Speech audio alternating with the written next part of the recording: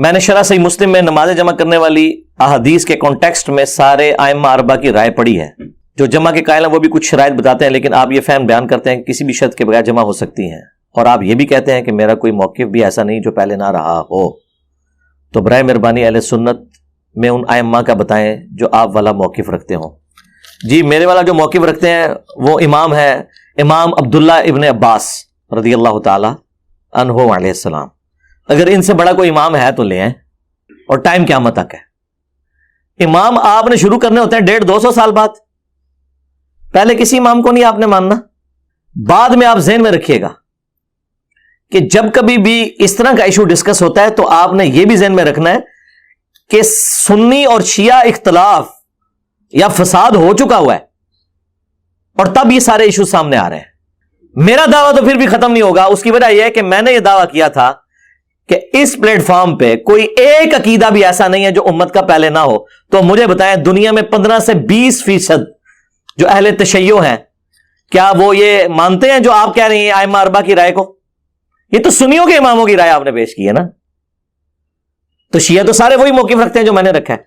تو میں تو اپنی دلیل میں ابھی بھی قائم ہوں. امت کی بات کی ہے نا. امت میں آپ کے تو 4 فرقے نہیں نا داخل صرف. اور میں نے جب یہ بات کی تھی اس میں نے یہ بات کلیئر کی تھی کہ میری بعض باتیں ایسی ہیں جسے شیعہ صحیح سمجھتے ہوں گے، سنی غلط سمجھتے ہوں گے، اور بعض باتیں ایسی ہیں جنہیں سنی صحیح سمجھتے ہوں گے اور شیعہ غلط سمجھتے ہوں گے. اور پھر سنیوں میں بھی بعض باتیں ایسی ہیں جو اہل حدیث صحیح سمجھتے ہوں گے، دیوبند بریلوی غلط سمجھتے ہوں گے، اور بعض باتیں ایسی ہیں جسے دیوبند اور بریلوی صحیح سمجھتے ہوں گے اور اہل حدیث غلط سمجھتے ہوں گے. تو میرا دعویٰ کہاں سے ختم ہوا ہے؟ میرا تو کبھی یہ دعویٰ ہی نہیں ہے کہ صرف سنی فرقے کے اندر جو باتیں آئی ہیں ہم اسے مانتے ہیں. ویسے تو میں نے کلیئر کر دیا. اگر آپ یہ سمجھتے ہیں کہ عبداللہ ابن عباس شیعہ تھے، وہ سنی نہیں تھے، تو پھر تو اپنی قسمت نو رو. تو ہماری تو دلیل ہے امام عبداللہ ابن عباس. انہی احادیث میں آپ صحیح مسلم کی 1628 سے لے کے 1637 تک یہ مسلسل 10 احادیث ہیں. جب عبداللہ ابن عباس واضح و نصیحت کر رہے تھے اور تھوڑی دیر بعد ایک سنی کھڑا ہو جاتا تھا کہ حضرت نماز کا ٹائم ہو گیا، تو پہلے تو عبداللہ ابن عباس نے اسے اگنور کیا. انہوں نے کہا ٹھیک ہے بیٹھ جا، نماز پڑھنی ہے میں نے بھی. وہ دوبارہ جب کھڑا ہوا تو انہوں نے کہا تیری ماں تجھے روئے. یہ عرب کا محاورہ تھا، یعنی ماں کب روتی ہے؟ جب بندہ گم جائے یا مر جائے. تو یہ فزیکلی کو مرنے کی بدوا نہیں دی انہوں نے، یعنی ایک محاورہ تھا جسے ہم کہتے ہیں تیرا بیڑا ترے تیرا بیڑا غرق. تو وہ یہ تو نہیں کہتے کہ ہم واقعی غرق کرنا چاہ رہے ہوتے ہیں. اور یہ محاورے نبی اسلام بھی استعمال کرتے تھے. ایک تو محاورہ بہت استعمال ہوتا تھا وہی حق. اب یہ آپ کو وہ عمر سیریز میں بھی جگہ جگہ نظر آئے گا وہی حق، ہلاک ہو جا تو. اب وہ فزیکلی تو نہیں یہ بات کر رہے ہوتے تھے، ایک محاورتاً بات. تو انہوں نے فرمایا کہ تو مجھے سننا سکھائے گا. اچھا اب یہ بات ہم کر دیں تو کہتے ہیں یہ تکبر کا جملہ ہے. عبداللہ ابن عباس نے کہا کہ تو مجھے سننا سکھائے گا. انہوں نے کسی نے ان کے اوپر تکبر کا فتویٰ نہیں لگایا. پھر انہوں نے فرمایا کہ نبی صلی اللہ علیہ وآلہ وسلم نے بغیر خوف کے، بغیر بارش کے، مدینہ شریف میں یعنی بغیر سفر کے تینوں عذر اڑا دیے. انہوں نے 3 ہی عذر ہو سکتے ہیں نا.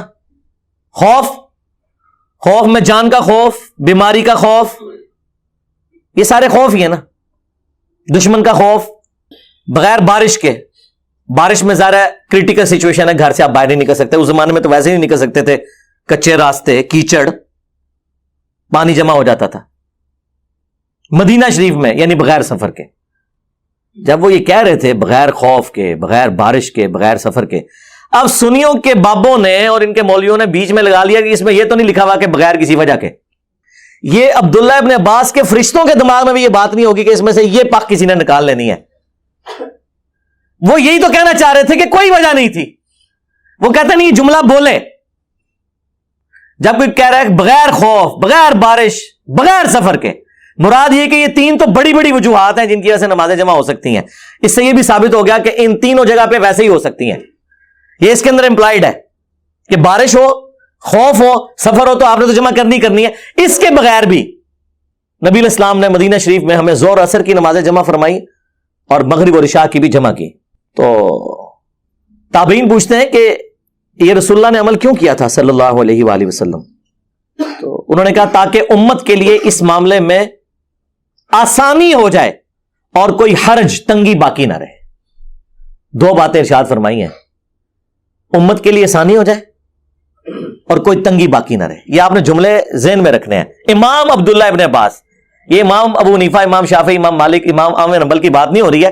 امام عبداللہ ابن عباس جو اس حدیث کے راوی ہیں, اور حدیث کا راوی حدیث کا فہم سب سے بہتر جانتا ہے. وہاں کوئی ایک اور سنی بیٹھا ہوا تھا انورٹڈ کاما میں, وہ کہتا ہے کہ جب عبداللہ ابن عباس نے یہ بات کی نا تو میرے دل میں قلق آیا کہ پتہ نہیں یہ جھوٹ مارتا پہ یا صحیح پہ کہتا ہے. کہتے ہیں میں چپ کر کے اس مجلس سے اٹھا اور حضرت ابو ہریرہ کے پاس گیا اور میں نے کہا دیکھیں ابن عباس کس قسم کی باتیں کر رہے ہیں, رافضیوں والی.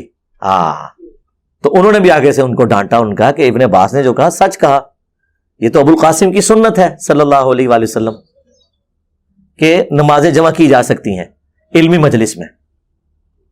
ظاہر کنٹینیوٹی ٹوٹ جاتی ہے نا. یہاں پہ بھی آپ لوگ جب چلے جاتے ہیں تو یہاں انتظامیہ کے لوگ ہم ظہر اور عصر کی نماز کو جمع کرتے ہیں. ظاہر ہے یہ علمی مجلس ہے, بس یہ ایک ہی نماز ہے جو ہم نے یہاں جمع کرنی ہوتی ہے. پھر تو اگلی سنڈے کو یہ اکیڈمی کھلے گی, اکیڈمی بند ہو جائے گی شام کو. یہ تو ایک اسٹوڈیو ریکارڈنگ کی ہے, ملاقات کے لیے ایک بیٹھک ہے. اچھا, اب اس میں نا یہ جو مسلم شریف کی حدیث ہے نا, اس کے نیچے کچھ تابعین کی آپس میں ڈسکشن ہے جو نقل ہوئی ہے, امام مسلم نے نقل کی ہے. بعض کی پھر بھی تسلی نہیں نہ ہوتی. وہ کہتے ہیں کہ میرا خیال ہے کہ رسول اللہ نے ظہر آخری وقت میں پڑھی ہوگی اور عصر اول وقت میں پڑھی ہوگی. اچھا, یہ جو جملے ہیں نا وہ اٹھا کے کہتے ہیں کہ دیکھیں جی وہ تابعین اس سے مراد جمع تقدیم یا جمع تاخیر نہیں لیتے تھے بلکہ جمع سوری لیتے تھے. اور جمع سوری کو تو سارے ہی مانتے ہیں, جمع سوری تو جمع ہوتی ہی نہیں ہے ایک قسم کی. ظہر آخری وقت میں اور عصر اول وقت میں آپ نے پڑھی تو کون سی جمع ہوئی؟ ظہر کے وقت میں ہوئی, عصر کے وقت میں. اور یہ وہ جمع ہے جسے حنفی بھی کہتے ہیں ٹھیک ہے. مثلا آج کل آلموسٹ جو سنت کے مطابق عصر کا وقت داخل ہو رہا ہے تقریباً 2:45 بجے. آپ 2:30 بجے ظہر کی نماز پڑھ لیں اور 2:45 پڑھ لیں عصر کی نماز, تو نمازیں اپنے وقت کے اندر ہیں. اسے کہا جاتا ہے جمع سوری سینٹر میں. اور ایک ہے جمع تقدیم. جمع تقدیم یہ ہے کہ ظہر کے ساتھ ہی عصر ملا لی جائے. وہ بخاری مسلم میں ہے کہ نبی علیہ السلام اگر ظہر کے وقت سفر کے لیے نکلتے تو ادھر ہی مدینہ شریف کے اندر ہی ظہر عصر کٹھی پڑھ لیتے. تو کیا مطلب ہے کہ عصر کا وقت تو ابھی شروع ہی نہیں ہوا, تو جمع تقدیم ہو گئی. یہ واضح حدیثیں ہیں بخاری مسلم کی, حنفی نہیں مانتے اس کو. اس میں لکھا ہوا ہے کہ اگر ظہر کا وقت شروع ہو چکا ہوتا تو آپ عصر بھی ساتھ ہی پڑھ کے نکلتے. آپ حنفیوں کی تو موت ہوگی نا اس حدیث کی وجہ سے, کیونکہ یہاں تو جمع سوری ہوئی نہیں ہے, ظہر کا وقت داخل ہوا ہے. اس کے آگے لکھا ہوا ہے پھر کہ اگر آپ ظہر کا وقت داخل ہونے سے پہلے نکلتے پھر عصر کے وقت میں جا کے دونوں نمازیں جمع کرتے تاکہ زیادہ ٹریولنگ ہو جائے. لاجیکل ہے, تو بالکل واضح حدیث ہے بخاری مسلم میں. تو مجھے بتائیں کیا حنفیوں نے یہ سفر والی حدیثیں مان لی نہیں ہے نمازیں جمع کرنے والی؟ وہ تو سفر میں ماننے کے لیے تیار نہیں ہے. وہ صرف کہتے ہیں جی حج و عمرے والا ہم مانتے ہیں, عمرہ بھی نہیں حاجی, جو میدان عرفات میں ظہر عصر جمع ہوتی ہے اور مزدلفہ کے اندر مغرب اور عشاء جمع ہوتی ہے, اس کو وہ بھی مانتے ہیں کہ چاہے وہ کھلی چھٹی ہے جتنی دیر مرضی ظہر کا وقت سے لے کے مغرب کا وقت ہونے تک اور وہاں مغرب سے لے کر فجر کا وقت داخل ہونے تک کسی بھی وقت وہ نمازیں جمع ہو سکتی ہیں. اس کے علاوہ وہ نہیں مانتے اور کہتے ہیں یہ حج کی خصوصیت ہے. تو سرکار یہ اگر حج کی خصوصیت ہے تو آپ جو لوگوں کو یہ کہانی کرواتے ہیں کہ قرآن میں یہ آیت ہے ان الصلاۃ کانت علی المؤمنین کتابا موقوتا, بے شک نماز مومنین پر وقت باندھا ہوا فرض ہے, تو یہ حج کے موقع پہ تو آپ بھی قرآن کی مخالفت کر رہے ہیں. جو آپ نے تشریح کیا, ہمارے نزدیک تو آپ کی تشریح فراڈ ہے, وہ ثابت کریں گے. قرآن میں تو سورہ بنی اسرائیل میں نماز کے اوقات ہی 3 آئے ہوئے ہیں. پہلے آپ قرآن سے 5 نمازیں تو ثابت کریں. قرآن تو نمازوں کی ٹائمنگ 3 بتاتا ہے, فجر, دن کی نماز اور رات کی نماز.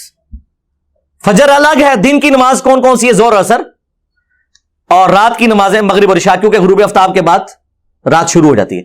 تو سرکار قرآن میں اگر یہ لکھا ہے کہ مومنین پر وقت باندھا ہوا فرض ہے نماز, تو قرآن تو نماز کے 3 اوقات بتا رہا ہے, تو آپ 5 نمازیں کیوں پڑھتے ہیں؟ اب وہ جی بخاری مسلم میں آئی ہیں. ہاں 5 نمازیں بخاری مسلم میں آ جائیں الگ الگ اوقات میں, جو ہمارے نزدیک بھی افضل یہی ہے, ہم بھی الگ الگ ہی پڑھتے ہیں, کبھی جمع بھی کر لیتے ہیں. اور بخاری مسلم میں جو سفر میں جمع کرنے کی حدیثیں ہیں وہ آپ نہ مانیں. افتؤمنون ببعض الکتاب وتکفرون ببعض, کتاب کے کچھ حصے کو مانتے ہو اور کچھ کا کفر کرتے ہو. پھر ذلت بھی کاٹنی پڑے گی نا اس شخص کے ہاتھوں جو نعرہ لگاتا ہے کہ میرے نبی سا ہے ہی کوئی نہیں, تیرے بابے تے شے ہی کوئی نہیں. ذلیل ہو گئے نا اس کے ہاتھوں. پھر تم بھائی کدھر کھڑے ہو گئے؟ کسی گراؤنڈ پہ نہیں کھڑے ہوئے. اس لیے میں کہتا ہوں کہ ہمارا مقدمہ آپ گھوڑے کی عدالت میں لے جائیں نا, دوسری پیشی نہیں پڑے گی, پہلی پیشی میں ہی سارے فارغ ہو جائیں گے. کیونکہ وہ کہیں گے یار اگر تم ان کتابوں کو مان رہے ہو تو کون سا دین لے کے چل رہے ہو؟ جب نمازیں جمع کرتے ہیں تو آیت پیش کرتے ہیں ان الصلاۃ کانت علی المؤمنین کتابا موقوتا. ہم کہتے ہیں رکو ذرا صبر کرو, پھر قرآن سے ہی پوچھ لو کہ نمازوں کے اوقات کتنے ہیں. قرآن تو کہہ رہا ہے 3, 5 تو کہہ ہی نہیں رہا. پھر پھنس جاتے ہیں, پھر حدیثوں میں بنا لیتے ہیں آ کے. جب حدیثوں میں آؤ گے تو بھائی کتاب موقوتا کا مطلب ہے کہ وہ شخص اس کو بتائے گا کہ نمازوں کا ٹائم کون سا ہے کہ جس کی قبر مدینے میں ہے صلی اللہ علیہ وآلہ وسلم, جس پہ شریعت نازل ہوئی ہے. کیونکہ حج کے موقع پر کتاب موقوتا کدھر چلا گیا تمہارا؟ وہ کہتے ہیں نہیں رسول اللہ نے تعلیم فرمایا. اچھا رسول اللہ نے قرآن کے خلاف تعلیم فرما دیا؟ نہیں, وہ کہتے ہیں وہ جنرل رول ہے, ایکسیپشنز آر آلویز دیر. ہاں آئے ہو نا داڑ تلے ہوں, ہاں ایس داڑ تلے. تو یہ ایکسیپشنز ہی ہوتی ہیں سفر میں, خوف میں, بارش میں, اور مجبوری میں, اور ایون بغیر مجبوری کے بھی. ویسے تو بغیر مجبوری کو تو دنیا میں کرتا بھی نہیں ہے, کوئی نہ کوئی وجہ ہوتی ہے نا. کسی نے کسی شادی میں جانا ہوتا ہے, کسی نے کوئی میٹنگ اٹینڈ کرنی ہوتی ہے, تبھی وہ جمع کرتا ہے نا. کوئی تھکا ہوا ہوتا ہے, کسی کو پتا ہوتا ہے بعد میں مجھ سے ٹائم مینج نہیں ہوگا, چلو میں ابھی پڑھ لوں. تو کسی نہ کسی درجے میں تو ہوتا ہی ہے. تو یہ بھی آپ کی بات غلط ہے, مجبوری تو ہوتی ہے, نہ بھی ہو تب بھی آپ کیسے حکم لگائیں گے؟ تو وہ تابعین کی ڈسکشن لے کے آتے ہیں. جی تابعین کہہ رہے تھے ہو سکتا ہے کہ وہ رسول اللہ نے زور آخری وقت میں اور عصر اول وقت میں پڑھی ہو. یہ سرکار یہ جو تابعین بیان کر رہے ہیں وہ اپنی رائے بیان کر رہے ہیں. عبداللہ ابن عباس نے تو سیدھا فرمایا ہے کہ رسول اللہ نے ایسے اس لیے کیا تاکہ امت کے لیے تنگی باقی نہ رہے اور آسانی ہو جائے, کوئی حرج باقی نہ رہے. یہ آسانی کا لفظ جو ہے نا بتا رہا ہے کہ نبی علیہ السلام نے کوئی سٹاپ واچ آن نہیں کی ہوئی تھی کہ بس 10 منٹ رہ گئے, ٹائم داخل ہونے والا, جلدی جلدی وضو کر لو پھر نمازیں جمع کریے. تو یہ کون سی آسانی ہے؟ آسانی تو یہ ہے کہ ٹالرنس آپ کے پاس موجود ہو کہ زور کا وقت داخل ہونے سے لے کر مغرب سے پہلے پہلے کسی بھی وقت نماز جمع ہو جائے, اور مغرب کا وقت داخل ہو کر فجر کا وقت داخل ہونے سے پہلے کسی وقت نمازیں جمع ہو جائیں. یہ آسانی ہوگی. ورنہ مجھے بتائیں, یہ جو کہتے ہیں کہ نبی علیہ السلام نے نمازیں جمع کروائی, تو آپ ذرا مجھے ایمانداری سے بتائیں کہ جب نبی علیہ السلام نے مغرب کی اذان دی ہوگی تو ساتھ یہ اناؤنسمنٹ کروائی ہوگی نا کہ یار مغرب کی اذان ہونے لگی ہے لیکن 1.25 گھنٹہ انتظار کرنا ہے, جیسے ہی شام میں 10 منٹ رہ جائے نا سارے نے آ جانا ہے تو میں پھر کٹھیاں کراواں گا. اس زمانے میں تو کوئی ایسی پاسبلٹی نہیں تھی. آسانی اس میں ہے کہ صحابہ کرام آئے ہوئے ہیں, آئے تو تھے مغرب کی نماز پڑھنے, نبی علیہ السلام کی عصر کے بعد سے ڈسکشن جاری ہے. کئی بار آپ عصر کے بعد خطبہ دیتے تھے پھر لیٹ ہو جاتے تھے, ڈسکشن جاری ہے, اس دوران مغرب ہوگی, آپ نے مغرب نہیں پڑھی, آپ ڈسکشن اپنی جاری کر رہے ہیں. جیسے ہی آپ فارغ ہوئے ہیں اس ڈسکشن سے, آپ نے مغرب اور عشاء کو جمع کر لیا. یا یہ ہوتا ہوگا کہ مغرب کی اذان کے وقت صحابہ کرام آئے ہیں مسجد میں اور حضور کہیں گے ہوں بیٹھ جاؤ 1.5 گھنٹہ, میں تہاڈے سے ثانی کرن لگا, 1.5 گھنٹے بعد کٹھی دوئے پڑھاواں گا. تو لوگ کہیں گے حضرت یہ 1.5 گھنٹہ ہم گھر میں کوئی اپنے کام کاج کر لیتے, یہ کون سی, یہ تو الٹا وہ 10 یا 20 منٹ کی نماز ہمیں 1.5 گھنٹے کی پڑ گئی ہے, یہ آسانی ہے مجھے بتائیں. لیکن common sense is not so common. یہ عقل والوں کو سمجھ آئے گا آسانی کب ہوگی. اسی لیے امام ترمذی نے تینوں طریقے سے احادیث کو جمع کر کے جامعہ ترمذی میں لکھا ہے کہ جمع تقدیم بھی سنت ہے یعنی زہر کے ساتھ عصر, جمع تاخیر بھی سنت ہے یعنی عصر کے ساتھ زہر, لیکن پہلے زہر پڑھنی ہوگی پھر عصر, وقت وہ ہوگا. اور اسی طرح مغرب اور عشاء کے لیے بھی, اور جمع سوری بھی سنت ہے. لیکن ظاہر ہے 100 کرو امام ترمذی سنی تو تھے, لیکن انہوں نے حدیث میں یہ نقل تو کیا کہ نبی علیہ السلام نے, مسلم والی حدیث امام ترمذی بھی نقل کی, بغیر خوف کے, بغیر بارش کے, بغیر سفر کے نمازوں کو جمع کیا. اور ابن عباس کا فتویٰ بھی نقل کیا تاکہ امت کے لیے آسانی ہو جائے, کوئی تنگی باقی نہ رہے. اور پھر کہتے ہیں لیکن ہمارے جو ائمہ ہیں نا, احمد بن حنبل اور امام شافعی, وہ کہتے ہیں بغیر وجہ کے نمازوں کو جمع نہیں کرنا چاہیے. تو کہتے ہیں آپ کے امام, میں کہتا ہوں جی ابھی اٹھ کے قبروں سے نکل کے کہ ہمیں تو کوئی فرق ہی نہیں پڑتا. اس کی وجہ یہ ہے کہ ہم نے تو اس شخص کو اپنا امام مانا ہے جس کی قبر مدینے میں ہے صلی اللہ علیہ وآلہ وسلم. سرکار اس دور کے امام شافعی اور امام احمد بن حنبل اور امام مالک وہ لوگ ہوں گے نا جو اس دور میں دین سکھا رہے ہیں. اس دور کے لوگ اس زمانے میں ہوتے تو اس زمانے میں وہ امام شافعی امام احمد بن حنبل ہوتے. ٹھیک ہے, جس طرح میں نے عذرائے تفنن کئی دفعہ کہا ہے کہ آپ نے اگر اس دور کا کوئی انجینئر محمد علی مرزا دیکھنا ہے نا تو امام مسلم کا مقدمہ پڑھیں, حدیث کی صحت کے حوالے سے وہ کتنے سٹرکٹ ہیں. اور یہ تفنن کے طور پہ ہے, میں تو اس کو بے ادبی شمار کرتا ہوں. ہاں میں یہ کہتا ہوں کہ اس دور میں اگر امام مسلم کا کوئی جانشین دیکھنا ہے تو ہمیں دیکھ لیں. وہ تو زمانوں سے کیا فرق پڑتا ہے میرے بھائی, سب فالوور ہیں.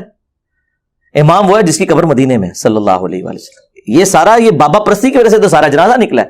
اس حوالے سے ایک اور حدیث جو پیش کی جاتی ہے نا, امام ترمذی رحمۃ اللہ علیہ نے اس حدیث کو خود ضعیف لکھا ہے جامعہ ترمذی کے اندر, کہ جس نے بغیر عذر کے 2 نمازیں جمع کی تو وہ گناہ کبیرہ کا مرتکب ہوا.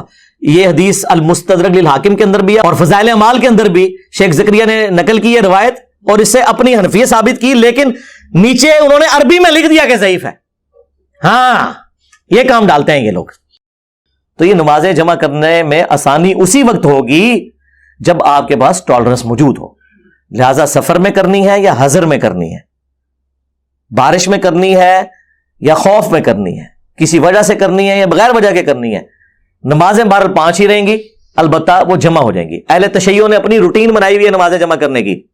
ان کی فقہ میں بھی لکھا ہوا ہے کہ نمازیں ہمیشہ جمع کرنا یہ افضل نہیں ہے. رسول اللہ کا عمومی عمل کیا ہے؟ 5 نمازیں الگ وقت میں پڑھنا. ہم جواد نقوی صاحب حافظہ اللہ تعالیٰ کو جب ملنے گئے عروۃ الوثقیٰ کے اندر, میں نے زور اثر کٹھی جمع کی مسجد کے اندر, وہ زور پڑھ کے باہر نکل آئے اور انتظار کر رہے تھے میرا, اور میں سمجھا شاید ہماری وجہ سے انہوں نے کیا ہے کہ چلو مجھے سنی ملنے آئے ہیں تو میں نمازیں الگ پڑھوں. تو ان کے ساتھی بتانے لگے نہیں, یہ اثر جو ہے نا وہ بعد میں پڑھتے ہیں, یہ نمازیں الگ وقت میں پڑھتے ہیں, یہ جمع نہیں کرتے ادھر. وہ کہتے ہیں میرے لیے کون سا مسئلہ ہے, میں تو بعد میں پڑھ سکتا ہوں نا, چلو بچوں کی تعلیم کا حرج ہوتا ہے اور انہوں نے روٹین میں جمع کی ہوئی ہے. اور اہل سنت کے ہاں بھی افضل نمازوں کو الگ اوقات میں پڑھنا ہے, جواز یہاں پہ بھی موجود ہے. لہٰذا یہ جو میں نے کلیم کیا تھا کہ میرا کوئی ایک نظریہ بھی ایسا نہیں ہے جو اس پلانٹ ارتھ پہ کسی مسلمان فرقے کا کسی نہ کسی شکل میں نہ ہو, مجھ سے زیادہ ہی سخت ہوگا, کم نہیں ہوگا. مثلا حضرت معاویہ کے بارے میں جو میرا موقف ہے رضی اللہ تعالیٰ عنہ, ہم تو احترام سے نام لیتے ہیں, یہ اہل سنت میں تو آپ کو مختلف شکل میں, امام عبدالرزاق کی شکل میں, امام حاکم کی شکل میں, امام نسائی کی شکل میں, امام شافعی کی شکل میں تو نظر آئے گا, لیکن ورسٹ فارم میں شیعہ کے ہاں نظر آئے گا. وہ تو بہت آگے چلے جاتے ہیں. لیکن آپ یہ نہیں کہہ سکتے کہ میں نے کوئی ایسا نظریہ اڈاپٹ کیا ہوا ہے جو کسی کا نہیں ہے. تو نمازیں جمع کرنے میں بھی اہل تشیع ایک بہت ہارڈ لائن لے گئے, پریکٹیکلی عوام ان کی فقہ میں تو ان کے ہاں بھی ہے کہ نمازیں 5 اوقات میں الگ پڑھنی چاہیے. لیکن ضد آ گئی نا, جب سنیوں نے کہا کہ نمازیں جمع کرنا حرام ہے, انہوں نے کہا پھر ٹھیک ہے آ جاؤ میدان وچ, اسی اس مردہ سنت نو زندہ کریں گے. جس طرح یہاں پہ اہل حدیث چوتھے دن اونٹ قربان کر کے کہتے ہیں مردہ سنت زندہ کر رہے ہیں, حالانکہ وہ روایتی کمزور ہے. ہاں پگڑی کی مردہ سنت کوئی نہیں زندہ کر رہا, اسے مردہ کرنے میں سب سے بڑا ہاتھ ہی اہل حدیث کا ہے. ٹوپی کی سنت کو مردہ ہے, ٹوپی اور پگڑی کی سنت کے قاتل جو ہیں وہ اہل حدیث ہیں, اس لیے اس مردہ سنت کو کبھی وہ زندہ نہیں کریں گے. اپنی مرضی کی سنتیں زندہ کی ہوئی ہیں سب نے. تو پھر شیعہ نے بھی یہی کیا, انہوں نے کہا ٹھیک ہے یہ نہیں قائل, ہم کریں گے زبردستی. اور دوسری طرف ہارڈ لائن لے لی سنیوں نے, انہوں نے کہا کہ نہیں ہم تو کہیں گے حرام ہے. ہاں اہل حدیث کو میں کریڈٹ دیتا ہوں کہ انہوں نے تھنک آؤٹ آف باکس کیا ہے, جرأت دکھائی ہے کہ انہوں نے اس چیز کو مانا کہ نمازیں جمع ہو سکتی ہیں. لیکن جب سے یہ ہماری ویڈیوز آئی ہیں اب وہ بھی بیک فوٹ میں. اب ہمارے محلے میں جو اہل حدیث کی مسجد ہے, بارش کے اولے بھی پڑھ رہے ہیں, وہ نمازیں نہیں جمع کرواتے. پہلے ہلکا سا بادل بھی آ جائے تو نمازیں جمع کر لیتے تھے, ضد میں آئے ہوئے ہیں. تو مجھے کیا فرق پڑتا ہے, ہم اپنے 2 بھائی سائڈ پہ لے کے اپنی نماز جمع کر لیتے ہیں, ہمیں کیا فرق پڑتا ہے. ضد اور ہٹ درمی, اور خود سارے یہ نفع اٹھاتے ہیں. طارق جمیل صاحب حافظہ اللہ تعالی, ان کے ڈرائیور نے خود بتایا کہ مولانا کے ساتھ جب ہم سفر میں ہوتے ہیں تو مولانا تو نمازیں ہمیشہ جمع ہی کرتے ہیں, لیکن مولانا سے اگر ہم کہیں کہ آپ ذرا اس کا علم اٹھائیں تو ان کے لیے مشکل ہو جائے گی. ایک بہت بڑے اہل حدیث عالم جن کے وہ لال رومال والے بھائی جو ہیں وہ سعودیہ میں ہیں, ان کا ایک بڑا بھائی جو ہے نا وہ G11 میں اس کی مسجد ہے, میرا آفس اس کے پاس ہی تھا. اور یہ میں کوئی 2008-9 کی بات کر رہا ہوں آلموسٹ, یعنی آج 20 نومبر 2022 ہے, تو آپ سمجھ لیں آلموسٹ یہ 14 سال پرانی بات ہے. اس وقت مجھے کتنے لوگ جانتے ہوں گے, میری ابھی شیخ زبیر صاحب سے ہی صرف ملاقات ہوئی تھی, اور ابھی میں نیا اہل حدیث کی طرف گیا تھا, تحقیق کر رہا تھا. تو ظاہر ہے مجھے تو کوئی جانتا نہیں تھا, ویڈیو تو میری کوئی ہے ہی نہیں تھی یوٹیوب کے اوپر. ویڈیوز تو آئی ہیں 2009 کے اندر 1-2, باقی 2010 سے شروع ہوئی ہیں پراپر. تو میں انہیں ملنے کے لیے گیا, مغرب کی نماز کے بعد میں ان کے قریب ہوا. مجھے پتا چلا کہ یہ چند بڑے علماء میں سے ہیں نا اہل حدیث کے, میں نام نہیں لیتا پھر وہ پرسنل ہو جائے گا, سب کو پتا ہی ہے, اہل حدیث کو تو پتا چل جائے گا کہ کس کا میں نام لے رہا ہوں. تو وہ گپ شپ شروع ہوئی, تو میں نے ان سے ویسے جو نیا نیا بندہ تحقیق میں ہوتا ہے اسے ویسے ہی چسکا لینے میں مزہ آتا ہے اس طرح کے. تو میں نے کہا جی اب ظاہر ہے میرا تو وہ ریکارڈ انہوں نے کرنا ہی تھا, ظاہر ہے ایک اٹامک انرجی کا آفیسر ہے, انجینئر ہے, تو وہ کوئی عام بندے سے تو بات نہیں کر رہے. میں اپنے دوستوں کے ساتھ گیا ہوا تھا, تو میں نے کہا جی یہ نمازیں جمع کہتے ہیں یہ تو حرام ہے, یہ تو رافضیوں کا طریقہ ہے. میں نے کہا سر مسلم میں 10 حدیثیں ہیں. اچھا ان کو یہ پتا چل گیا کہ اسے پتا ہے کہ مسلم میں 10 حدیثیں ہیں, تو اب ایک سٹیپ میں نے پیچھے آنا ہے. پھر انہوں نے کہا ہاں وہ مسلم میں ہے, اس میں سفر میں تو آپ کر سکتے ہیں. میں نے عام حالت میں حرام کی بات کی تھی. میں نے کہا ہاں مجھے پتا ہے کہ اہل حدیث سفر میں کرتے ہیں, اور بارش میں بھی, ہاں کہتے ہیں ہم بارش میں بھی کراتے ہیں ہم جمع. تو میں نے کہا اس میں تو واضح ہے کہ بغیر سفر کے, بغیر خوف کے, بغیر بارش کے. کہتے نہیں جی اس میں یہ تو نہیں ہے نا کہ بغیر مجبوری کے, کوئی نہ کوئی مجبوری تو ہوتی ہوگی. میں نے کہا چلیں اس کو ہی آپ پروموٹ کریں, مطلب آپ لوگوں کو کبھی بارش اور سفر کے بغیر بھی نماز جمع کروا دیا کریں کہ بھئی یہ بھی ایک سنت ہے. پھر انہوں نے ادھر ادھر دیکھا, مجھے کہتے ہیں میں تو کر لیتا ہوتا ہوں جمع. خود سارے یہ فائدے اٹھا رہے ہیں. میں آپ کو بتاؤں, لوگ تو کہتے ہیں نا علم دین حاصل کریں آپ مشکل میں پڑ جائیں گے. میں آپ کو قسم اٹھا کے کہتا ہوں کہ اگر آپ کو علم دین ہے نا, آپ دین کو آسانی سے پریکٹس کر سکتے ہیں. دین بالکل ہلکا ہے. یہ انہوں نے مختلف قسم کے چنگلوں میں آپ کو پھنسایا اس لیے ہوا ہے تاکہ آپ ان سے مسئلے پوچھتے رہیں اور آپ کو یہ مزید الجھا کے نا سائیکو بناتے رہیں. اے نہ کرنا ہے ہو جائے گا, وہ نہ کرنا ہے ہو جائے گا, نہیں اے کوئی نہیں ثابت, اینج نہیں ہوتا. کہنے لگے یار میں نے کئی بار بیوی کے ساتھ نا بازار جانا ہوتا ہے نا, تو یہ تو کئی بار اتنا لیٹ کرتی ہے مغرب ہو جاتی ہے, تو پھر میں اپنی بیوی کو پیچھے کھڑا کر کے نا جیسے ہی 12:10 پہ زور کا وقت داخل ہوا, ہم زور اثر کٹھی کرتے ہیں, پھر میں کہتا ہوں جائے جدھر مرضی آرام سے شاپنگ کریں, آرام سے مغرب کے وقت ہم واپس آ کے. تو پھر میں نے کہا یار اندازہ کریں یہ لوگ خود فیسلٹیز اویل کر رہے ہیں, لیکن امت, وہ جو ابن عباس میرے امام نے فرمایا تھا نا تاکہ امت کے لیے آسانی ہو جائے اور کوئی تنگی باقی نہ رہے, انہوں نے بالکل الٹ عمل کیا. ہاں تاکہ نہ کوئی آسانی ہو اور تنگی برقرار رہے, اور خود لے رہے ہیں.